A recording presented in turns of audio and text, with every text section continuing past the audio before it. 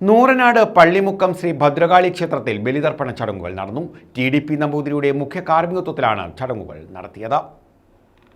നൂറനാട് പള്ളിമുക്കം ഭദ്രകാളി ക്ഷേത്രത്തിൽ പുലർച്ചെ 4-നാണ് ബലിതർപ്പണ ചടങ്ങുകൾ ആരംഭിച്ചത്. TDP നമ്പൂതിരിയുടെ കാർമ്മികത്വത്തിലായിരുന്നു ചടങ്ങുകൾ.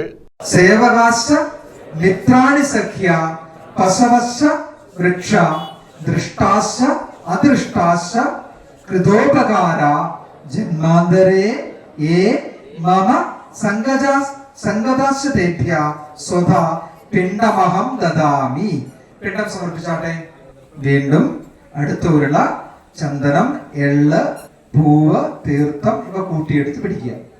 ഓം പിതൃവംശേ വൃതായേച മാതൃവംശേ തദൈവച ഗുരു ശുശ്രൂരബന്ധൂനാം ഏച അന്യബാന്ധവ വൃഥായേമേ കുലേ ലുപ്തപിണ്ഡം പുത്രധാരാ വിവർജിത ക്രിയാലോപ ഹതാശൈവ ജാത്യന്ത പങ്കവസ്തഥ വിരൂപ ആമഗർഭാശ ജ്ഞാത അജ്ഞാത.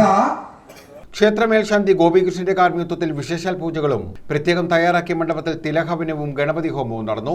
100 പേരാണ് ഇവിടെ ചടങ്ങുകളിൽ പങ്കെടുത്തത്. ക്ഷേത്രഭരണസമിതി president B. Prakash, secretary P. Janardhanan Nair, Anil Pattoor, Sarathchandran, Prasad തുടങ്ങിയവർ നേതൃത്വം നൽകി. കർക്കിടക നടത്തുന്ന അപൂർവം ദേവീക്ഷേത്രങ്ങളിൽ ഒന്നാണ് നൂറനാട് പള്ളിമുക്കം മഹാഭദ്രകാളി ക്ഷേത്രം.